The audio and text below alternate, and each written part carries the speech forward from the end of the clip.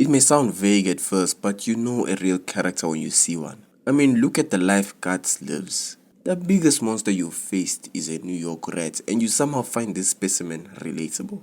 Morty's concept of life becomes so removed from regular, and we still find ourselves very connected to him emotionally. And Rick has always been so unrealistic, but it still feels real.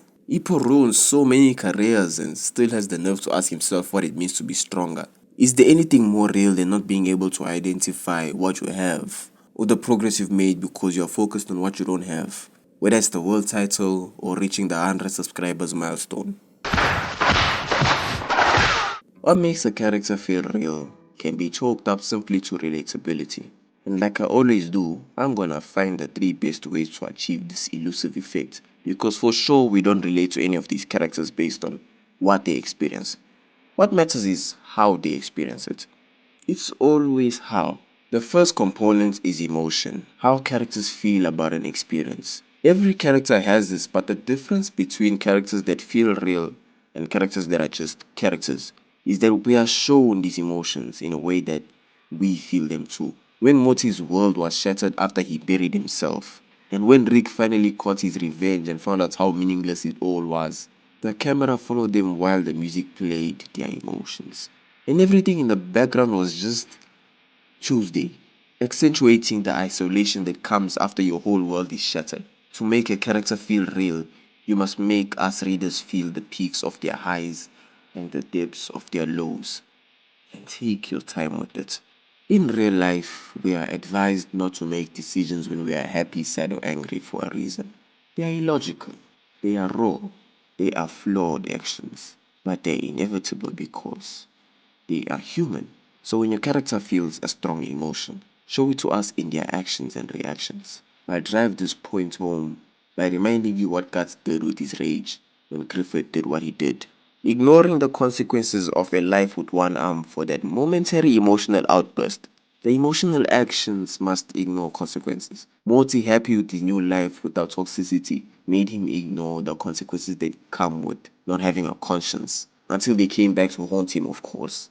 Which leads me to the second component, introspection. How a character rationalizes an experience. This is that decision unfueled by emotions part. The part that makes us humans try to be better. The difference between real characters and regular characters is the same. This aspect is always shown to us. Always on display to the point where character growth is felt but never really noticed unless we look in hindsight. We never really noticed when God's reasoning changed from I need to cut these people off so they can stay safe to I should keep them close so they can stay safe to I need to keep them close so that I can stay safe. We watched it happen but didn't rationally notice it until we stepped back. It's something we did feel though. We could feel him slowly open up, become more vulnerable, and also realize that he does need people. The reason we didn't notice at first is the same reason we never notice our own progress as humans. We are in our heads. We are watching everything happen gradually, and we can only notice the growth when we step back. It's the same principle in stories, but only if we are shown this progress through the character's introspection.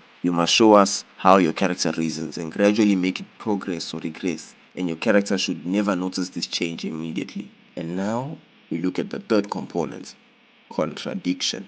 There's always a touch of irony with characters that feel real. There's always something everyone but them sees. There's always some unidentifiable factor the character is missing that is painfully obvious to the reader.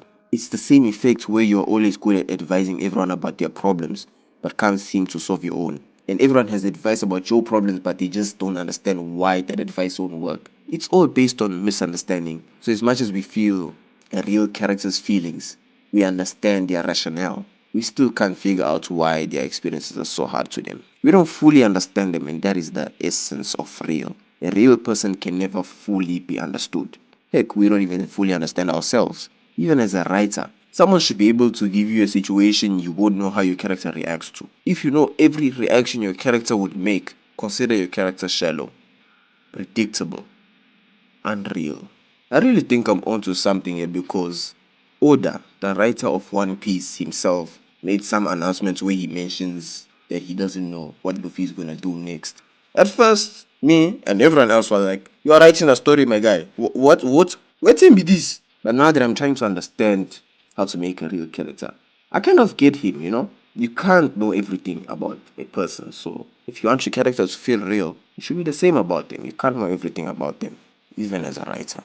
It's like everyone and their mother thinks Ipo is strong, but Ipo still dares to ask, what does it truly mean to be strong? There is no better model for this contradiction example than this dilemma. It stems from the fact that we don't truly understand what his question really is. That's why no matter how many answers we think he has to this, we can't grasp why he can't just accept that he is strong. It's one thing we will always struggle to understand, and it's one thing we will always talk about. It raises the same question in us because we see him achieve the answers we don't have, answers he didn't have when he was a loser like us. But his question still remains. He is proof that if we chase his path, if we become champions, we still won't have this answer. But if we want this answer, we have no choice but to look for it. Because the point still remains. He is closer to the answer than we are. And the answer is real because he is real.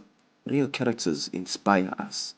The real reason contradiction is a huge component is because it stems from not being able to balance emotions and logic. Component 1 and component 2 are always at war, and component 3 is like the referee. Ipo logically has the answer but doesn't feel like he does. God feels happier with friends around but rationalizes being alone to his mark attracting danger. Rick believes in smarts but is so emotional that he held on to a grudge for decades while trying to cut everyone off because, logically speaking, if he has no one, no one can be taken from him, punishing himself on an emotional level with his logic. And Moti, who is mentally not in the default settings, has so much emotional understanding that it becomes smart, logical. The common denominator for what makes a character seem real from these components are made up is isolation. There is nothing more relatable than isolation. Feeling these emotions and wanting to articulate them to others, but being unable to because that's the nature of emotions. Introspection causing even your logical reasoning to separate you from others by highlighting how different you are. The contradictions that stem from trying to reconcile emotional and logical reasoning. If you want to make your character feel real, show us how they operate in different types of isolation based on these three components: emotion, introspection, and contradiction. With these tools, you can make a character feel real, but be very selective with it because you can only spend so much time with each character.